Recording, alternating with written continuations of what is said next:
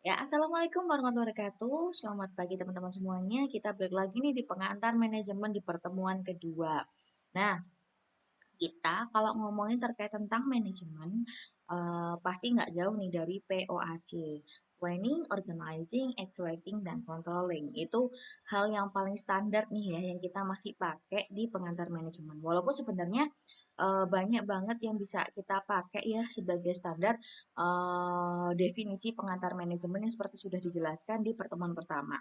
Nah, tapi untuk mempersingkat, kita pakai POAC aja. Yang penting teman-teman udah paham bagaimana nanti di dalamnya controlling itu juga ada pendelegasian dan segala macamnya.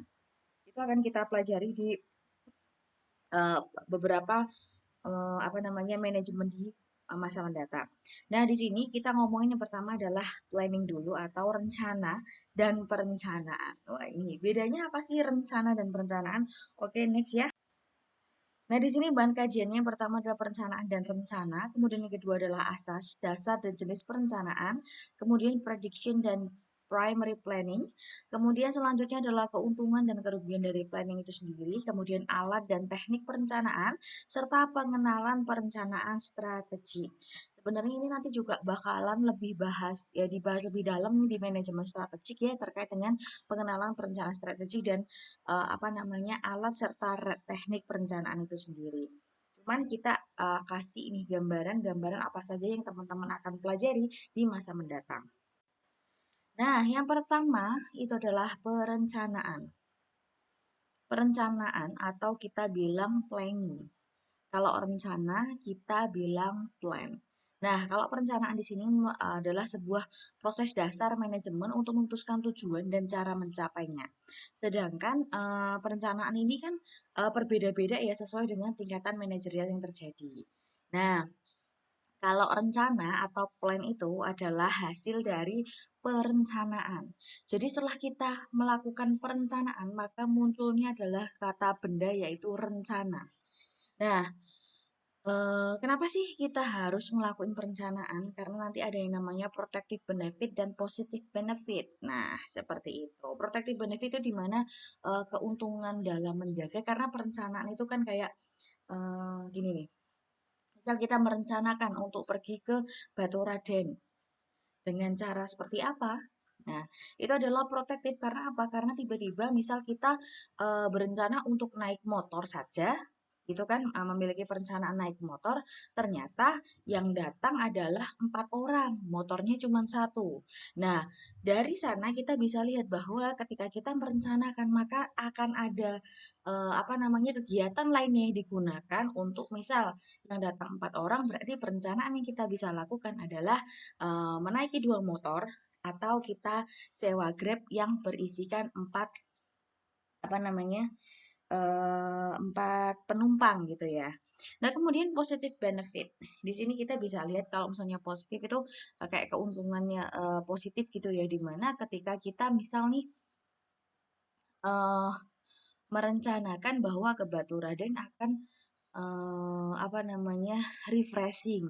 Nah, ternyata di dalam keadaan perencanaan motornya lupa diisi bensin. Nah, di sana maka ada hal yang harus dipersiapkan yaitu berencana untuk mengisi bensin terlebih dahulu agar kita di Baturadden tuh enggak nyurung motor atau mobil itu. Nah, jadi bentuk-bentuknya sebenarnya kalau misalnya nih ya teman-teman ngomong manajemen itu sebenarnya ilmu gampang. Yes, manajemen itu ilmu gampang banget. Cuman yang bikin susah adalah bagaimana teman-teman itu menghadapinya di dalam keadaan sehari-hari. Karena teman-teman ketika nih udah belajar ya, udah belajar manajemen, tapi teman-teman tuh nggak biasa atau tidak terbiasa nih ya untuk menerapkannya di dalam kegiatan sehari-hari. Nah, ini manfaat dan kelemahan dari perencanaan. Jadi walaupun memang banyak manfaatnya ya, tapi ada juga nih kelemahan-kelemahan yang terjadi ketika kita melakukan perencanaan. Karena ketika kita sudah merencanakan seringkali ini kita apa ya kesulitan untuk bergerak atau menjadi kaku gitu ya. untuk menentukan segala hal yang secara tiba-tiba. Nah, di sini kita lihat nih, manfaat dari perencanaan adalah membantu manajemen untuk menyesuaikan diri dengan lingkungan, kemudian membantu menghindari masalah besar yang mungkin muncul, kemudian membantu memahami keseluruhan gambar operasional, selanjutnya membantu penempatan tanggung jawab lebih tepat. Atau itu tadi kita ngomongin terkait tentang pendelegasian gitu ya, karena atau staffing atau yang kita nanti akan sebut sebagai organizing kayak gitu. Nah, kemudian mempermudah koordinasi dalam sebuah organisasi karena jelas gitu ya siapa yang terstruktur di dalamnya, kemudian menghemat waktu, usaha, dan dana. Kemudian kelemahannya adalah pekerjaan yang tercakup dalam perencanaan kontribusi itu harus nyata. Jadi nggak mungkin kayak cuman ya udah nanti gini aja atau tidak terencana misal tanpa budget atau tanpa keadaan apapun. Kemudian perencanaan cenderung menunda kegiatan. Misal kita udah merencanakan kita jalan-jalan ke Baturadin hari Sabtu, padahal kita Jumatnya juga libur. Nah, ketika kita mau memindahkan itu ke hari Jumat, itu butuh waktu yang panjang kayak gitu ya. Atau misal lebih complicatednya kalau misalnya kita cuma janjian aja, mungkin gampang gitu ya untuk dirubah. Tapi misal complicatednya adalah ketika kita berencana untuk mengadakan Zoom meeting di hari Senin besok. Nah, tapi ternyata perencanaan tersebut tidak bisa terlaksana karena terhalang oleh suatu hal dan suatu sebab apapun, maka mungkin meeting Zoom tidak bisa dilakukan di hari Senin dan harus apa namanya dialihkan ke hari yang lain. Kemudian perencanaan yang akan membatasi manajemen untuk inisiatif dan berinovasi. Itu seringkali ketika merencanakan kita kan terpaku pada rencana, kemudian inisiatifnya untuk berubah, kemudian inisiatif untuk menghadapi keadaan yang berbeda, kemudian berinovasi itu tuh sedikit terbatasi karena sudah ada rencana yang diharapkan akan menuju tujuan yang sesuai. Nah, kemudian terdapat penyelesaian masalah yang terjadi kadang di luar rencana. Ini jadi misal pasti ketika kita merencanakan A sampai Z gitu ya, udah di rundown dan segala macamnya nih di dalam sebuah kegiatan, tapi nyatanya tetap saja ada keadaan di mana apa namanya sesuatu yang kita planningkan itu tidak bisa terjadi atau bahkan ada berbagai macam kegiatan yang tiba-tiba harus dilaksanakan saat itu juga tanpa apa namanya rencana yang kita miliki sebelumnya. Misal intervensi dari atasan yang tiba-tiba ketika kita sudah merencanakan sesuatu ternyata owner memiliki pandangan yang berbeda dan kemudian itu direncanakan dan kemudian itu tidak masuk dalam perencanaan kita dan waktu pelaksanaan itu terjadi. Nah, itu di sana kan ada ya masalah di luar rencana. Kemudian ada rentannya tidak dilaksanakan dan tidak konsisten. Nah, ini kalau misalnya ngomongin perencanaan, ada tahapannya. Tahapan pertama adalah menetapkan tujuan atau serangkaian tujuan. Jadi, kalau teman-teman mau bikin suatu perencanaan, harus tahu nih tujuannya apa. Nanti kita akan berikan contoh ini ya, kayak kita di dalam sebuah organisasi atau nanti ini sebentar lagi ada yang namanya apa namanya fakultas salah BEM fakultas gitu ya. Nanti kita akan ngomongin terkait tentang itu. Data pertama adalah menetapkan tujuan atau serangkaian tujuan. Yang kedua adalah merumuskan keadaan saat ini. Yang ketiga, mengidentifikasi segala kemudahan dan hambatan. Keempat, mengembangkan rencana atau serangkaian kegiatan untuk pencapaian tujuan. Nah, di sini kita ngomongin sedikit tentang yang terjadi di dalam kampus kita nih ya, yang sebenarnya ada perencanaan terkait dengan pembentukan fakultas BEM fakultas, yaitu fakultas sosial, di mana isinya di fakultas sosial itu adalah hukum, manajemen, akuntansi, dan PBI ya, pendidikan bahasa Inggris. Nah, tujuannya adanya BEM fakultas adalah untuk membawahi kegiatan teman-teman, kegiatan mahasiswa selama teman-teman menjadi mahasiswa dan apa namanya mendukung soft skill teman-teman gitu ya. Nah, kemudian merumuskan keadaan saat ini. Keadaan saat ini tuh dilihat, oh ternyata apa namanya soft skill itu tidak hanya bisa didapatkan dalam ini ya, dalam kita misal diskusi atau melakukan presentasi di dalam kelas, tapi ternyata bentuk-bentuk soft skill seperti negosiasi, kemudian merencanakan suatu hal, atau minimal kita jadikan BEM fakultas ini sebagai lab atau laboratorium apa namanya penelitian teman-teman terkait dengan aku mau mengaplikasikan POAC nih. Nah, seperti itu. Nah, dalam merumuskan keadaan saat ini karena memang belum ada nih BEM fakultas, maka kita harus membuat BEM fakultas yang sesuai dengan keadaan di mana teman-teman membutuhkan wadah untuk beraksi. Nah, kemudian tahap ketiga adalah mengidentifikasi segala kemudahan dan hambatan. Jadi misal nih, BEM fakultas itu ada aturan-aturan yang harus ditaati. Karena apa? Karena itu di sana ada apa namanya bentuk-bentuk atau format organisasi yang cukup rumit gitu ya. Dan jadi di situ ada hambatan. Nah, kemudian kemudahannya dari sisi mana?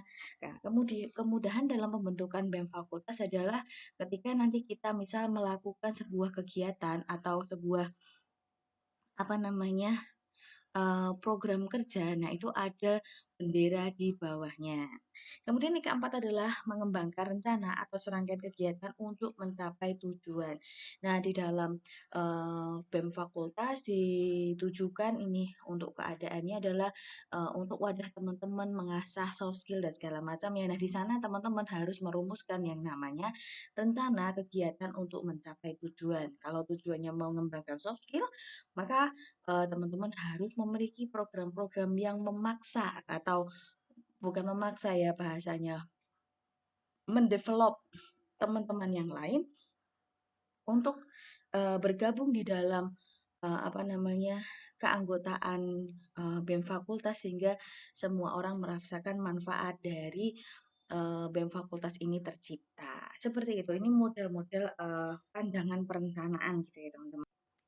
Nah, kemudian sebenarnya alat dan teknisnya itu ada berbagai macam ya. Yang pertama, alatnya adalah peramalan.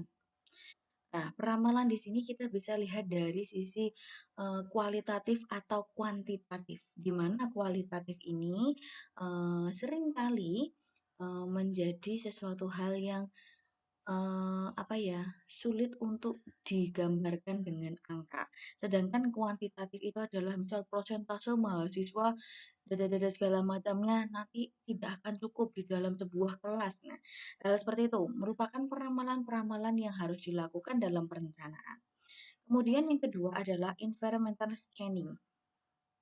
Atau yang bisa dilakukan adalah pengumpulan informasi. Jadi misal teman-teman nih, tadi contohnya adalah pengen bikin BEM fakultas gitu ya. Kumpulkan dulu nih informasinya.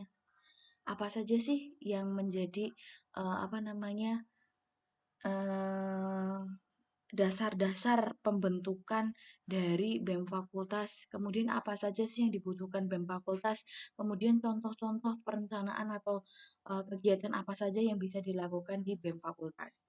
Kemudian itu ngumpulin tentang informasi ya yang bisa kita kolek atau kita kumpulkan dari berbagai macam sumber yang ada. Kemudian yang ketiga adalah benchmarking, penilaian diri dengan standar lain. Jadi misal nih, ketika kita akan mendirikan BEM fakultas kita ngomong. Nah, kemudian kita harus lihat at least teman-teman udah pernah nih punya benchmarking melihat di apa namanya BEM Fakultas UMB. Gimana sih cara pelaksanaannya? Gimana sih cara pemilihannya? Gimana sih cara untuk apa namanya menjalankan BEM Fakultas itu dan kapan kemudian ada reor dan segala macamnya. Itu adalah bentuk-bentuk benchmarking. Kemudian yang keempat adalah penganggaran. Nah, di sini nih tadi tahapan yang keempat itu adalah melakukan program kerja dan segala macamnya. Ternyata dalam hal itu juga teman-teman harus mengetahui perencanaan di dalamnya itu membutuhkan penganggaran. Karena misal ada sebuah program kerja gitu ya, at least ada subsidi atau bantuan dana atau penganggaran yang dilakukan untuk melakukan kegiatan tersebut. Nah, di sini kita bisa melihat dari sisi pendapatan dan pengeluaran yang akan dilakukan selama program kerja tersebut dilaksanakan. Ya, selanjutnya yang kelima Ini adalah penjadwalan. Jadi nanti ada alat-alatnya nih ya atau teknik yang bisa dipakai itu adalah grafik trend, kemudian grafik beban, dan yang ketiga adalah analisa analisa jaringan PERT. Jadi di sini nanti teman-teman sebenarnya penjadwalan dan segala macamnya ini juga akan teman-teman temui nih di manajemen operasional. Itu di semester 3 kalau nggak salah ya teman-teman. Nah, di sanalah penjadwalan ini digunakan untuk mengatur biar tidak tumpang tindih nih di antara staf-staf yang bekerja di dalam BEM atau BEM fakultas itu sendiri. Kemudian yang keenam adalah analisis titik impas dan yang ketujuh adalah pemrograman linier. Nah, yang kedelapan manajemen proyek dan ini yang sembilan nih harusnya tetap ini ya cuma satu aja gitu ya berkaitan dengan manajemen proyek yang sebenarnya ini juga bakalan teman-teman pelajari lebih jauh di dalam manajemen operasional kayak gitu. Jadi setidaknya teman-teman bisa melihat nih bahwa manajemen apa alat dan teknis perencanaan itu tidak bisa hanya kita pelajari nih di satu session ini aja, tapi perencanaan kita akan pelajari di berbagai macam session ke depannya. Sangkut pautnya dengan materi-materi pembelajaran yang lain. Seperti itu. Nah, terkait dengan perencanaan strategik. Ini di sini, ini juga sebenarnya bakalan dibahas lebih jauh di dalam manajemen strategi gitu ya teman-teman. Karena proses pemilihan tujuan, perencanaan strategik ini merupakan proses pemilihan tujuan organisasi untuk menentukan strategi, kebijaksanaan, dan program strategik untuk tujuan bersama organisasi. Jadi dalam pembentukan sebuah tujuan nih ya, kita harus punya strategi. Untuk apa sih?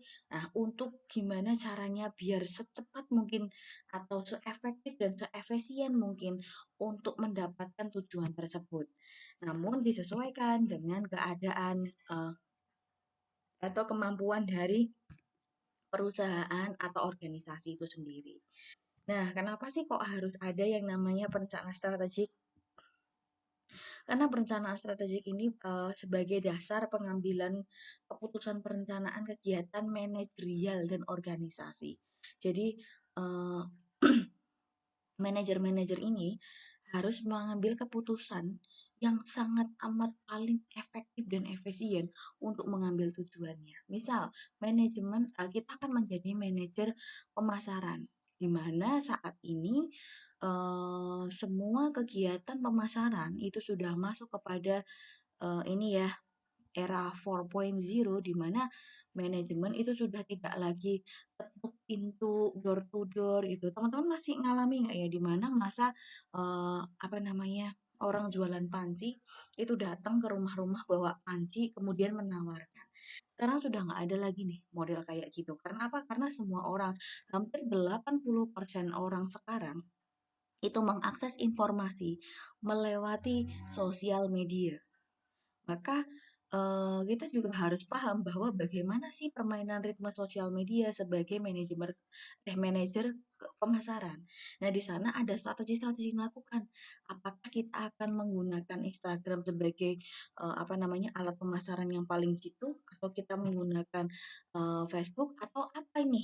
Kita pakai apa? Nah, ini adalah sebuah perencanaan dasar pengambilan keputusan yang harus dimiliki untuk mencapai tujuan yang paling efektif dan efisien. Kemudian yang kedua adalah mempermudah pemahaman bentuk perencanaan. Jadi misal apa namanya ditanya gimana nih caranya manajer pemasaran biar orang-orang ini kenal nih sama brand kita. Nah, jadi kalau misalnya orang bilang ya kita akan perkenalkan kepada apa namanya orang-orang yang memiliki ini dan segala macamnya. Nah, itu akan sangat lebih mudah dipahami oleh orang lain ketika kita bilang gini.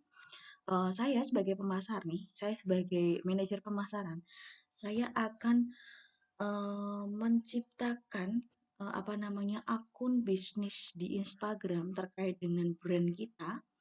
Kemudian kita akan bikin giveaway, kita akan bikin apa namanya rating dari apa namanya penonton Instagram atau insight-nya itu bertambah drastis dengan keadaan bla bla dan segala macamnya. Nah, itu mempermudah pemahaman apa namanya teknis yang akan dilakukan untuk mencapai apa namanya, tujuan dari bagaimana mengenalkan brand, yang dimiliki saat itu. Seperti itu, teman-teman. Nah, kemudian kalau kita lihat, dimensinya, tadi kan ada yang ngomongin terkait, apa, perencanaan, strategik. Ternyata ada juga nih perencanaan yang bersifat operasional. Dan di sini kita bisa lihat ya dimensinya adalah ada pusat bahasan, kemudian sasaran, batasan, hasil, informasi, organisasi, kemudian pemecahan masalah. Ini adalah dimensinya. Nah, kemudian ketika kita lihat ini adalah di bagian perencanaan strategik dan di sini adalah perencanaan operasional. Jadi perencanaan strategik tadi sudah dijelaskan pada tahapan di mana ini adalah untuk mengambil keputusan manajerial. Sedangkan operasional atau keputusan operasional ini bisa kita lihat adalah eh, mencakup dengan berbagai macam lini yang ada di bawahnya. Nah, kita lihat nih, kalau strategi ternyata itu untuk kelangsungan pengembangan jangka panjang. Nah, kalau operasional itu kelangsungan dan pengembangan jangka pendek. Kemudian, untuk sasaran, ini laba yang akan didatangkan di waktu mendatang. Kemudian kalau apa namanya pengambilan keputusan operasional, kita akan ngomongin laba sekarang. Jadi misal dilihat laba saat ini, kita pengen boost orang untuk beli 10.000 unit dalam bulan ini. Nah, ini adalah laba sekarang yang diperhitungkan. Kemudian kalau misalnya kita ngomongin strategik, adalah ketika kita pengen kan tujuan dari organisasi ini barangnya apa namanya bisa terkenal di seluruh Indonesia. Maka laba yang di masa mendatang itu diprediksi bahwa dalam 4 bulan kita akan menjual 400.000 unit. Nah, di sana itu adalah bagaimana caranya atau bagaimana apa strategi itu adalah bagaimana ngomongin gimana sih caranya biar kita bisa ngejual 400 unit 400.000 unit gitu ya. Nah, kemudian batasan untuk operasional. Batasan untuk apa namanya pengambilan kebijakan operasional adalah sumber daya yang ada sekarang. Tapi kalau strategik adalah bagaimana nih kita memanfaatkan sumber daya yang ada di luar sana yang akan kita tarik ke dalam, kemudian kita kembangkan. Jadi apa ya? Itunya lebih panjang gitu ya, teman-teman. Jarak pandangnya gitu. Kemudian hasilnya adalah dari operasional itu adalah efisiensi, stabilitas, dan efektivitas tadi. Kemudian kalau hasil dari strategik adalah mengembangkan potensi yang akan datang. Selanjutnya, informasi. Informasi yang dibutuhkan adalah dunia bisnisnya sekarang, tapi kalau misalnya strategik itu kita kesempatan di waktu yang akan datang. Misalnya nih, eh, sekarang kita masih masuk di era 4.0. Ternyata ke depannya 4.0 itu kan masih semuanya manusia yang melakukan, manusia yang menciptakan apa namanya hal-hal yang berkaitan dengan jual beli dan segala macamnya. Ternyata di masa mendatang kita semua udah pakai robot dengan sensor artificial intelligence. Jadi apa namanya kita sudah nggak perlu lagi ngisi sendiri kulkas yang ada di rumah. Semua dipesan sama robot nih. Nah, ini adalah bagaimana kita memberikan gambaran dan strategi di kesempatan yang akan datang. Nah, ini yang harus diambil oleh apa namanya? Harus dilakukan riset dan development yang kemudian kita harus misal sekarang nih Indomaret sama Alfamart masih cuman oke kita bisa antar aja, kamu tinggal pesen gitu ya lewat aplikasi. Tapi kalau besok adalah gimana caranya Indomaret dan Alfamart udah tahu tiap bulannya kita butuh susu 4 botol. Mereka udah datang di tiap bulannya. Hal-hal seperti itu. Kemudian adalah selanjutnya nih ya, organisasi. Kalau misalnya bentuk organisasinya itu birokratif, stabil, dan konservatif, ini kita lebih sering menggunakan manajemen pengambilan keputusan operasional. Sedangkan kalau strategis, itu lebih fleksibel dan mengilhami perubahan. Kemudian pemecahan masalah menggunakan pengalaman masa lalu dan beresiko rendah.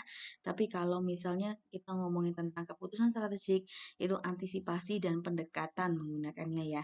Nah, kemudian kita menggunakan pengambilan keputusan itu bersifat resikonya sangat tinggi. Ya, ini kalau misalnya ngomongin proses perencanaan strategik, ini mulai dari tujuan, penentuan tujuan, kemudian misi dan visi, kemudian pengembangan profil perusahaan.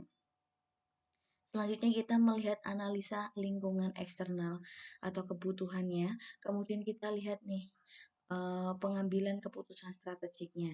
Kemudian mengidentifikasi SWOT, itu adalah hal yang paling penting. Kemudian kita menganalisa internal perusahaan. Bisa nggak sih kita, mampu nggak sih kompetensi perusahaan kita untuk melakukan hal ini itu. Nah, kemudian selanjutnya adalah pengembangan strategi perusahaan. Yang selanjutnya adalah implementasi strategi dan kemudian ada peninjauan kembali dan evaluasi. Nah, ini akan terus terjadi nih ya selama proses organisasi berlangsung. Jadi ketika proses perencanaan strategik ini berhenti, maka ada juga nih kemungkinan bahwa hal-hal tersebut akan menjadi apa namanya titik henti dari sebuah pengembangan organisasi itu sendiri atau perusahaan. Selanjutnya, hambatan. Hambatan dari sebuah perencanaan ini adalah yang pertama adalah kurangnya pengetahuan tentang organisasi. Nah, pengetahuan tentang organisasi ini seringkali ada orang yang merasa internal itu paling gampang nih di otak-atik. Ya, internal paling gampang di otak-atik, tapi ketika di dalamnya tidak menjadi satu atau tidak memiliki sebuah pandangan yang sama, maka di dalam organisasi tersebut tidak akan tercipta organisasi yang sehat. Kemudian yang kedua, ini adalah kurangnya pengetahuan terkait dengan lingkungan organisasi.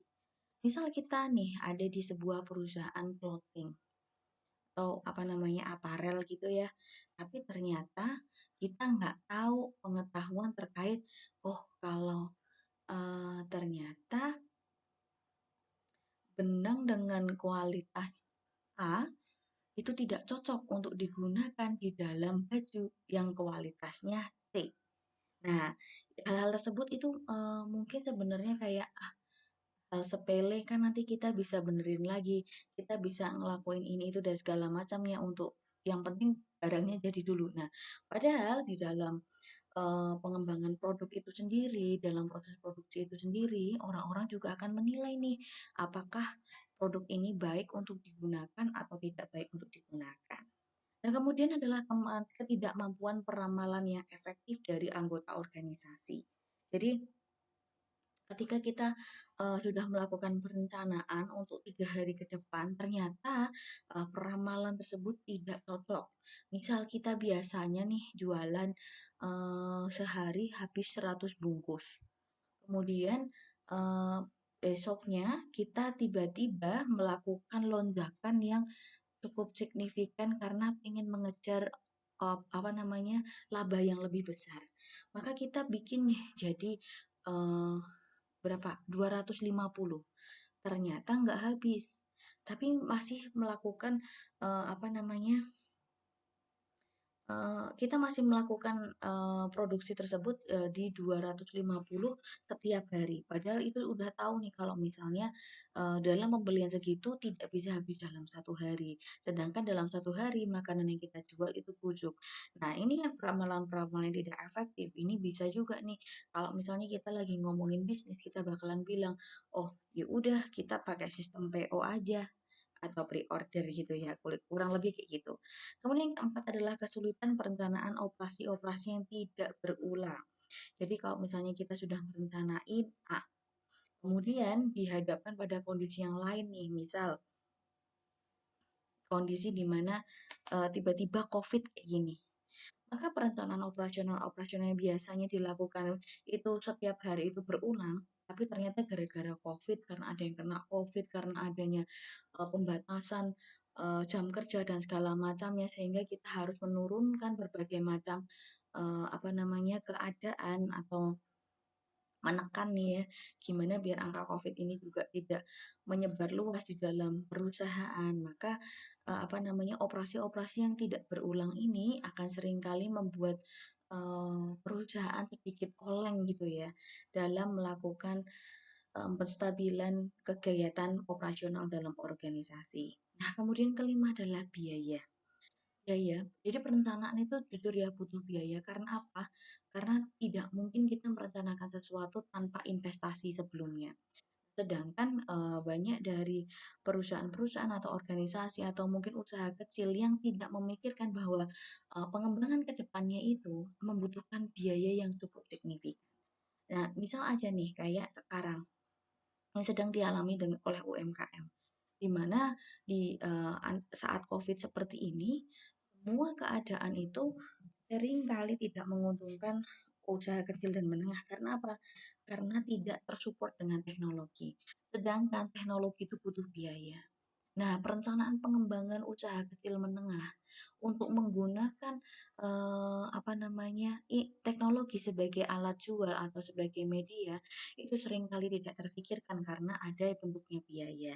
Maka dari itu, saat COVID berlangsung ini banyak banget nih ya dana-dana hibah yang dikeluarkan oleh pemerintah untuk apa namanya membantu UMKM untuk tetap hidup dan membantu UMKM untuk melakukan pengembangan-pengembangan apa namanya teknologi yang bisa digunakan atau dimanfaatkan. Bahkan kita juga punya market-market yang benar-benar disupport dan itu gratis oleh pemerintah. Jadi nanti teman-teman bisa searching aja misal produk marketplace produk UMKM Banyumas atau yang dulu pernah ada itu namanya produk UMKM dari Jawa Tengah gitu ya. Kalau nggak salah namanya Wayang, cuma saya lupa-lupa ingat. Itu nanti teman-teman lihat aja produk-produk UMKM se-Jawa Tengah itu dijual di place marketnya sana. Kemudian yang keenam adalah ketakutan akan kegagalan. Jadi perencanaan itu kan pasti dilaksanakan dengan berbagai macam harapan gitu ya teman-teman.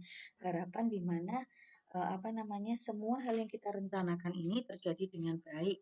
Kemudian tidak merugikan kita atau tidak apa namanya terjadi kesalahan di dalam perjalanannya. Tapi perencanaan ini juga dibayangi kalau misalnya kita udah ngerencanain kayak gini, udah jauh-jauh nih kita ngerencanain, udah capek-capek, ternyata di jalan itu bakalan banyak halangan atau rintangan yang tidak difikirkan sebelumnya. Maka di situ adalah muncul namanya ketakutan akan kegagalan. 7 kurang kepercayaan diri, itu sama nih ya, hampir sama dengan ketakutan akan gagal.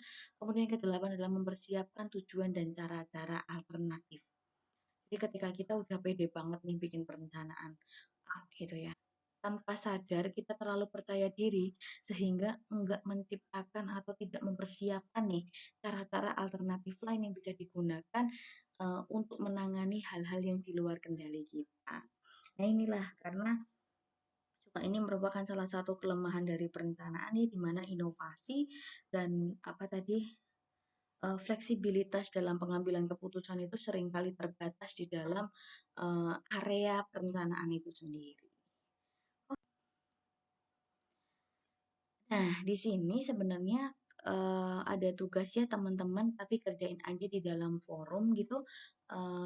Mohon untuk saling aktif dan saling mengomentari di dalam forum, it's okay. Jadi nggak perlu nunggu saya untuk melakukan pembahasan ini itu, karena sebenarnya pembahasan itu udah gampang banget lah teman-teman pelajari atau temukan sendiri di dalam apa namanya, pembelajaran yang lain. Apalagi kita ini udah dituntut untuk melakukan pembelajaran mandiri dan secara online. Nah, di sini teman-teman bisa langsung memberikan komentar teman-teman di dalam forum, di mana yang pertama, tuliskan skala prioritas diri teman-teman dalam 1 bulan. Kemudian dalam 1 tahun, dan yang ketiga adalah dalam 5 tahun. Mau jadi apa sih teman-teman 1 bulan ini? Mau jadi apa sih teman-teman 1 tahun ini?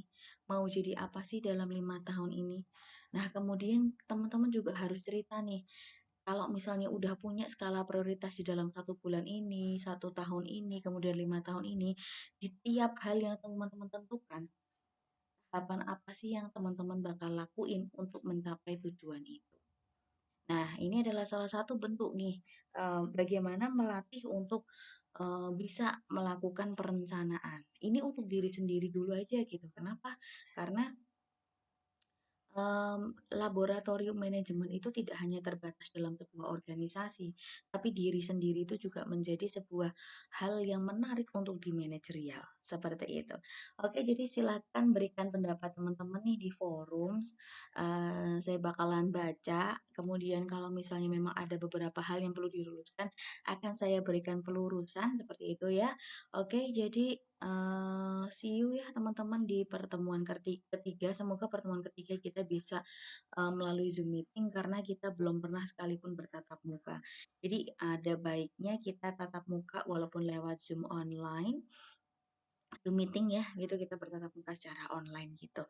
Oke, terima kasih dan wassalamualaikum warahmatullahi wabarakatuh.